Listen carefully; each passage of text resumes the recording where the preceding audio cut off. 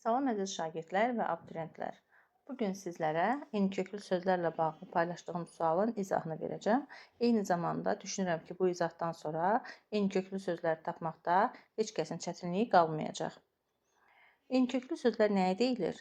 Eniköklü sözlərdə sözün kökü eyni leksik mənanı ifadə etməlidir və həmin sözlər mütləq leksik şəkilçi olmalıdır.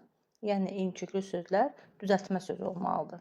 Biz sadə sözləri və ya mürəkkəb sözləri eniköklü götürə bilmərik. Bu iki şərt ödənilərsə, verilən sözlər arasında eniköklülük anlayışı özünü doğrulda bilər. Gəlin baxaq verilən nümunələrə. Güllü, güldan, gülçülük sözləri. Güllü sözünün kökü gül mənasını, yəni gül çiçək mənasını ifadə edən isimdir. Lü şəkilçisi isə leksik şəkilçidir. Güldan sözünün kökü də gül mənasını ifadə edən, çiçək mənasını ifadə edən isimdir. Dan leksik şəkilçidir. Gülçülük sözünün kökü gül, çiçək mənasını ifadə edən isimdir.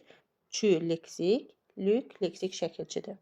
Yəni hər üç sözümüz bir-biri ilə eyni köklüdür. Nümunələrdə isə bizə hansı sözlər verilib, gəlin baxaq. Güllər sözü, sözün kökü gül mənasını verən, çiçək mənasını verən isimdir. Lar-lər qrammatik şəkilçidir, cəm şəkilçisidir.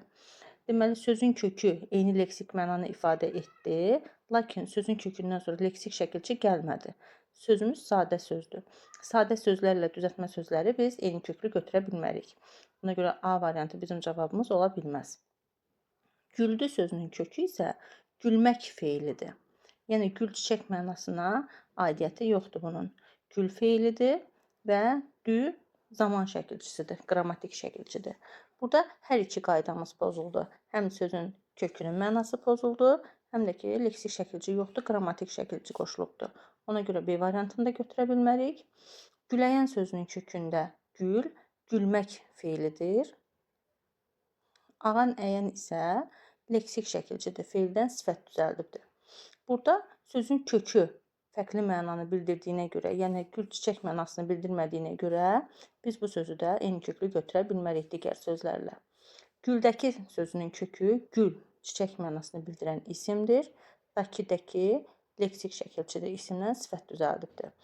Bu sözdə hər iki qayda özünü doğruldur. Yəni sözün kökü də yuxarıdakı sözlərlə eyni leksik mənalıdır, çiçək mənasını bildirir. Üstəgəl sözün kökünə leksik şəkilçi əlavə olunmuşdur. Sözümüz düzəltmə sözdür. Hər iki qaydaya tabe olduğu üçün tapşırığımızın doğru cavabı D variantıdır.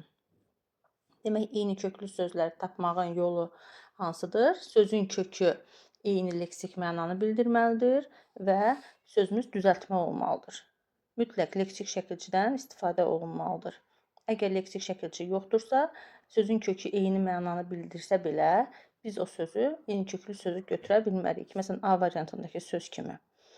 Sözün mənası burada gül çiçək idi, amma qrammatik şəkilçi qoşulmuşdu. Leksik şəkilçidən istifadə olunmamışdı deyə biz güllər sözünü digər sözlərlə eyni köklü götürə bilmədik. Bu qədər əziz şagirdlər, abituriyentlər.